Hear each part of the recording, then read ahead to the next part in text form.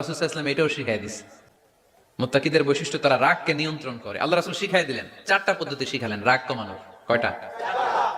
Tips number 1, পড়ো আউযু বিল্লাহি মিনাশ শাইতানির রাজীম।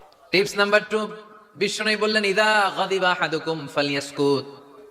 তোমাদের যখন প্রচন্ড রাগ চলে আসে, বেশি যখন প্রচন্ড যখন তোমরা রেগে যাও, তখন কথা বন্ধ করে চুপ হয়ে যাও। 3 number tips, lower your action فإن ذهب عنه الغضب وإلا فليضطجع।